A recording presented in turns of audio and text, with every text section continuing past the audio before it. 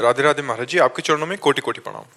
महाराज जी, इन 3 प्रश्नों को जानने की बहुत जिज्ञासा है, कृपया करके बताएं कि मैं कौन हूं, मैं कहां से आया हूं और मैं कहां जा रहा हूं। ये तो आप देखेंगे कि आप जा कहाँ रहे हैं।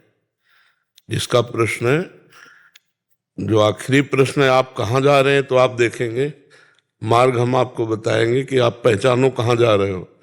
वो कहा आप वही हो जिसकी खोज की जाती है।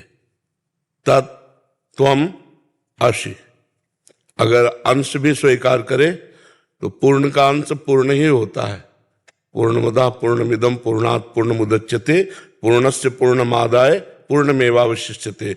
उस परमात्मा का जो अवशिष्ट अंश है वो भी पूर्ण ही होता है। तो तुम जो हो वास्तविक, वो मैं है, मैं है, मैं वो ब्रह्म है। मैं के आगे जो लगता है वो माया है। जैसे मैं अमुक, ये सब माया है। शुद्ध मैं भगवान का स्वरूप है। पहली बात, आप भगवत स्वरूप हो। कब? जब देहाभिमान छोड़ करके अपने स्वरूप का अनुभव करोगे तब। अभी तो असाधारण महामहिमा से युक्त जो स्वरूप है वो ढका हुआ है और आप देहाभिमानी एक जीव है। इस समय एक देहाभिमानी जीव है। स्थूल सूक्ष्म कारण तीनों शरीरों का राग त्याग करके जो ब्रह्मविद ब्रह्म ही भवति, जो अपने स्वरूप को बोध प्राप्त कर लेता है वो ब्रह्म स्वरूप ही है। समझ गए? माया अज्ञान कल्पित कल्पनात्मक भ्रम में फंसने के कारण वही शुद्ध ब्रह्म जीव कहलाया, और इसी माया कल्पना से मुक्त हो जाए तो वही ब्रह्म है।